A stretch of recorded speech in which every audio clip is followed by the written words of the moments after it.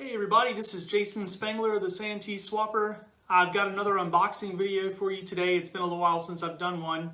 This one doesn't involve any live sales, so no reason for anyone to comment sold in the comments or anything. Not doing that one on this collection. So I've got things set up a little bit differently here. I've got a little tray thing set up because I want to be able to put some of the items on here just to kind of let you take a look at them rather than me holding them up to the screen. So let me tell you a little bit about this collection. This was one that someone reached out to me who found me on the internet and knew that I was interested in scouting collections. I'm probably going to get this a little bit wrong, but I'm trying to tell you where the family line here. I believe that some of the stuff in this box was from the guy's father who had served in World War II, and he told me in talking about it that the father had brought back some stuff from the war, and some of that's in here. And some of those items were from both Europe and also from the Pacific Theater. So I think he'd been a part of the occupation forces, possibly in both areas. Don't quote me on that. But then also there's some items here from the 1950s when this particular guy was getting his eagle and stuff like that. And there's a couple of particularly cool items in here that I really liked, which is why I kind of bid on this collection.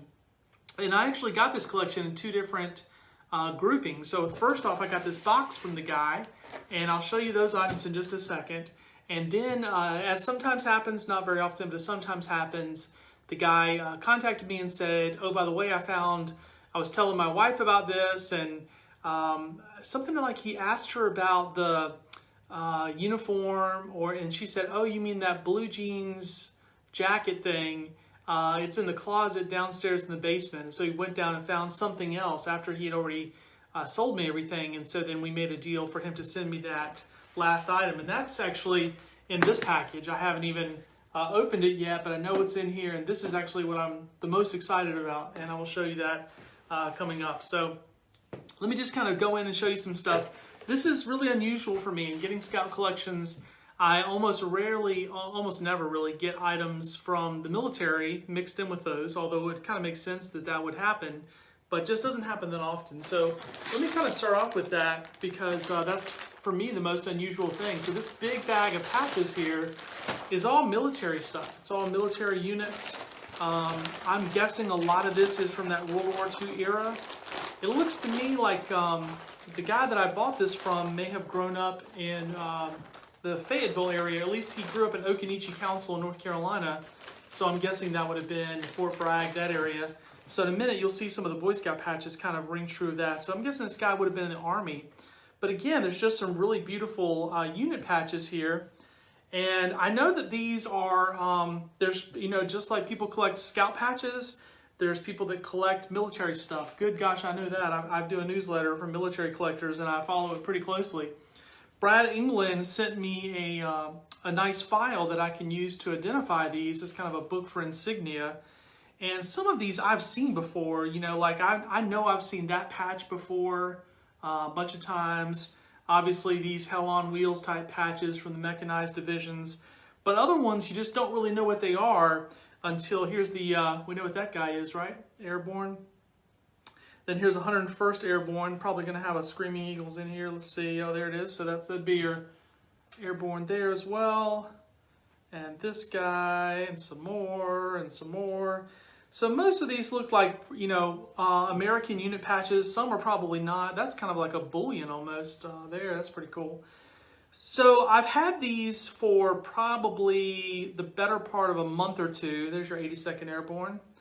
I've had these for probably maybe going on 2 months now, and I just have not done anything with them because I really wanted to, number one, do a video and kind of show guys this, because I think if you're kind of, sort of a scout collector, there's a good chance that you appreciate all of this military stuff. Here's another cool one. I think this is the Flying Tigers. I'm not exactly sure. I could probably be wrong, but I'm pretty sure that's the Flying Tigers, the American pilots who were flying in China and fighting the Japanese.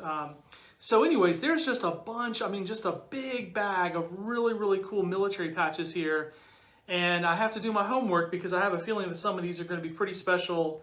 And but military guys are kind of a different breed. I know Brad England has had experience selling military stuff, and he was telling me like, oh yeah, those guys are really weird about, you got to take pictures of the back and hold it under black light and just all this kind of stuff about, you know, fakes and stuff. I guess they have that kind of eaten up with people making Asian remakes of their old patches. So anyways, there's a whole bunch of these. There's a good little airborne patch. So I'll have to do my homework and kind of see what all this is and auction these off. Yeah, just a lot of cool stuff. I mean, you know, there's like, I think that's like, I want to say it's like Air Cavalry. I don't know if that really is or not, but it looks like it. So just a bunch of cool military patches, and just kind of fun to go through them and try to figure out what in the world do I have, because there's just so many of them. So yeah, I can't even stack them all up there anymore. So anyways, that's part of it. But he also had a bag of pins. So if you'll give me just a second to it's sliding off. So if you give me just a second to switch over, I'll show you the pins that are also military. A lot of sort of bring back items from World War II, that bring back items, souvenirs, if you will.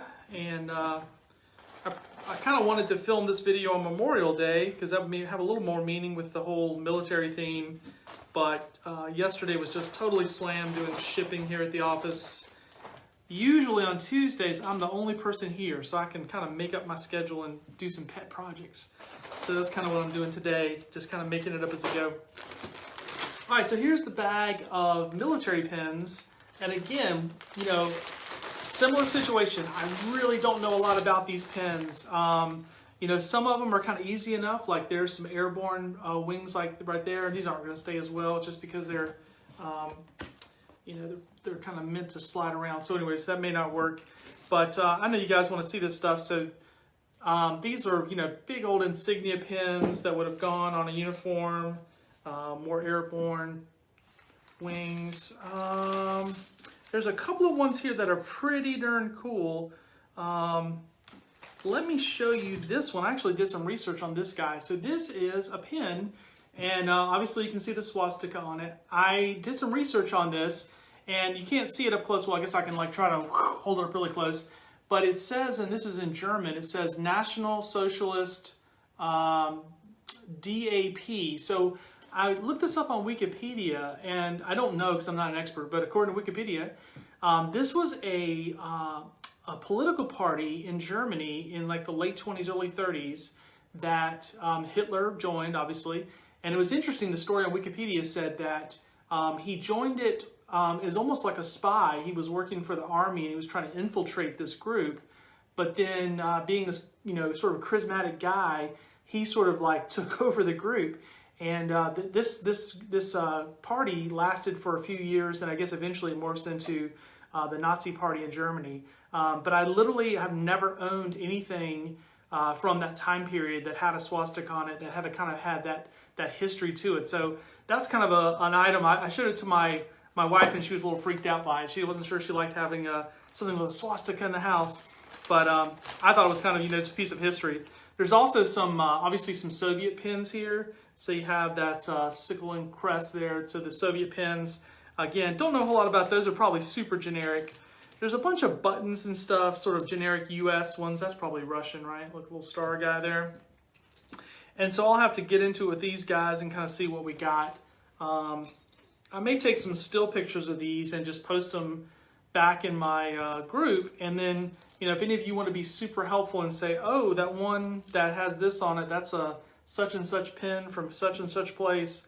You know, this is a bit like scout patches. You know, oftentimes when I'm doing my newsletter, I'll see people listing in the scout patch scout category, and they won't have any idea what this stuff is. And so they'll just put the most generic possible title because they don't know any better. And I feel a little bit like that with these guys, is that I don't really even know how I would list some of these other than saying something like, you know, pin, military pin, Viking boat, blue. It's just, what is that stuff? I don't know. So that's going to be kind of a fun challenge. That might be something I try to tackle later today. And maybe some of you can help me with these just to kind of give me an idea of what I got. I don't even know if these are all scouting. I just don't know. But it's kind of neat to have a little bit of history here and to play with. So let me put these guys back in, and I'll actually get to the scout stuff, which is what a lot of you are curious to see.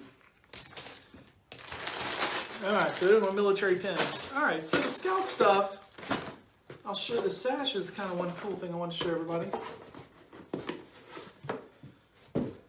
So a couple of patches I wasn't familiar with. This one here says Order of the Burning Ember, Troop 1, Fort Devens, Massachusetts.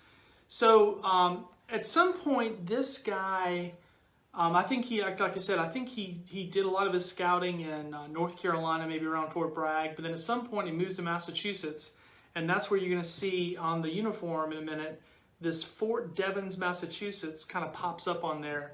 And so honestly, I don't know if that's a real fort, like a military fort, or just the name of a town. For example, here it is right here, Fort Devens. I have not done my homework at all, so I haven't looked at any guides to see. Here's his medal. This is, I believe, you might correct me, I think that's the Catholic religious medal. It says Parvali Dia. I think that's the Catholic. Whoop, there it is, it's not going to stay. What else we got in here? Oh yeah, see, here's these are your clues. When you get these collections in, you kind of have to look at everything and it's kind of funny. It's like, call it like forensic science or something. You have to sort of figure out, well, I see this and I see this and that. So I know it's a military family. I see the Fayetteville patch. In a minute, you're going to see some patches that say Occoneechee Council. That's Fayetteville, sort of that Occoneechee Council headquartered in Raleigh, North Carolina. Then we obviously see this family moves up to Massachusetts, and we have some patches there for Massachusetts. So felt numbers here, felt patrol patch. So again, that tells us this is all pretty early. Nothing too exciting in here. We have the generic caw, compass anchor wings design from the exploring program. So nothing, just patch. You probably see here. There's literally just very, very common rank patches. Nothing too exciting in there. So let's set that to the side. Another thing I don't usually get a whole lot of, and I'll just probably put these up for auction on my $5 patch store just to let them ride, is just sort of a bunch of touristy patches. So, you know, these little shield patches, people have gotten these over the years. I'm sure they've been around forever, it seems like. And just, you know, little touristy shops you go. Some people, you know, not necessarily Boy Scout collectors, but some people do collect these things. And so there's just a bunch of touristy patches here. These may not stick right there, but you know, I'll just throw these up there and see how they do. Italy, different ones like that. So these are a lot of these in Europe. They just have these little crests and stuff that sort of represent what the town is. So put that to the side. I'm going to show you the sash next. The sash is what really got me intrigued about this collection because not so much that it's, you know, a nice Eagle Scout sash that's on the dark green material, which would have been for explorers to match the dark green shirt. Collection also came with his Eagle Scout letter. So just kind of covered the guy's name here. Here's his Eagle Scout letter, and he got his Eagle July 11th, 1957, signed by Arthur Shuck, the Chief Scout Executive. And he was living in Massachusetts at this time, and so this would have been after he moved back to Massachusetts.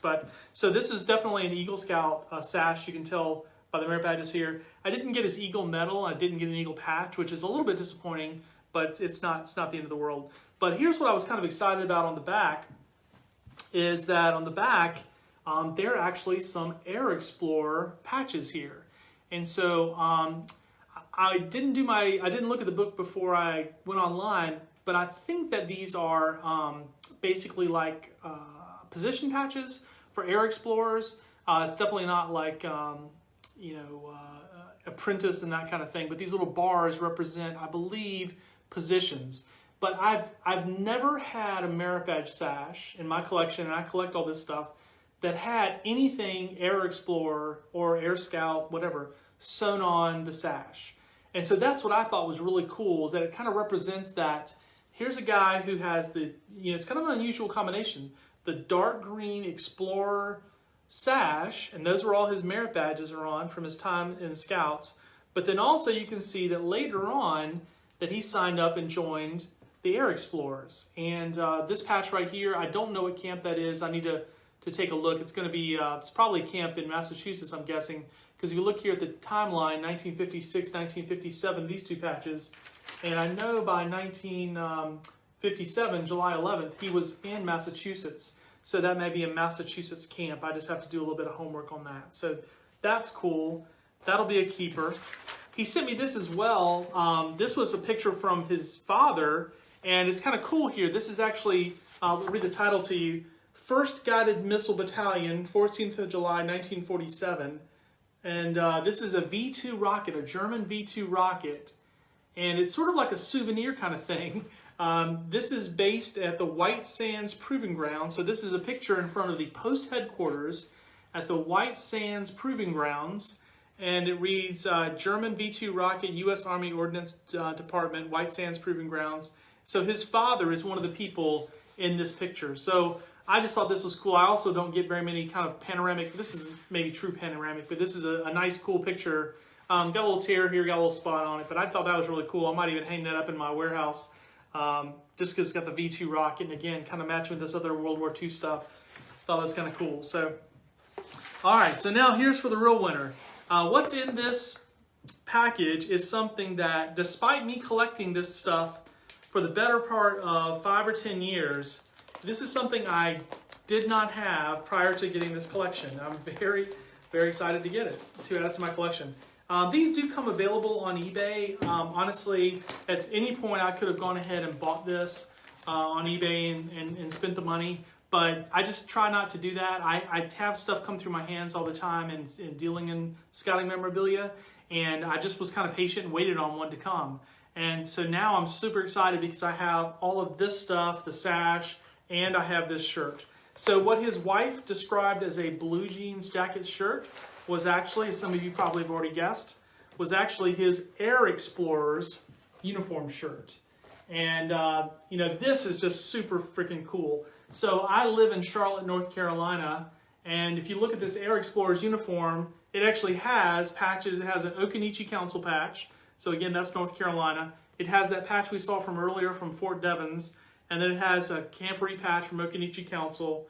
And then over here, he switched over to the Fort Devens. So I don't really know, you know, looking at this, I can't quite tell, was he an Air Explorer at Fort Bragg and then moved to Massachusetts and found another one? Because obviously it says Fort Devens here, so he would, you know, that was active, and it's, you know, would have been Squadron number 1 there in Massachusetts. This is actually, this brown one, to make it even more confusing, that is a Junior Assistant Scoutmaster patch, which would have made sense if he stuck around scouting beyond his 18th birthday, or, you know, not 18th necessarily, I'm sorry, like, you know, later a youth age and became a Junior Assistant Scoutmaster. That's what that is. So, you know, then there's the sort of generic caw emblem. So again, just to give a little the history here for everybody, if you're not familiar with this stuff, what it was starting around 1942, the BSA started a program called Air Scouts. And they were capitalizing on all the interest that scouts had regarding flying and during the war, you know, things like that. So they designed this whole program around that model. And it was old for older scouts, obviously, I think maybe 15 years and older. And those scouts, eventually, they created their own blue uniform that kind of matched that thing. So there were Air Scout uniforms. But then after Air Scouts was absorbed into Explorers, they still had this powder blue uniform, and instead of saying Air Scouts, it says Air Explorers.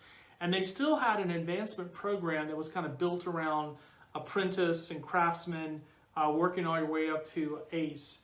And then eventually became the Explorer Silver. So there's a whole history in there that gets a little confusing. But anyways, moral of the story, I have never in my collection had an Air Explorer uniform.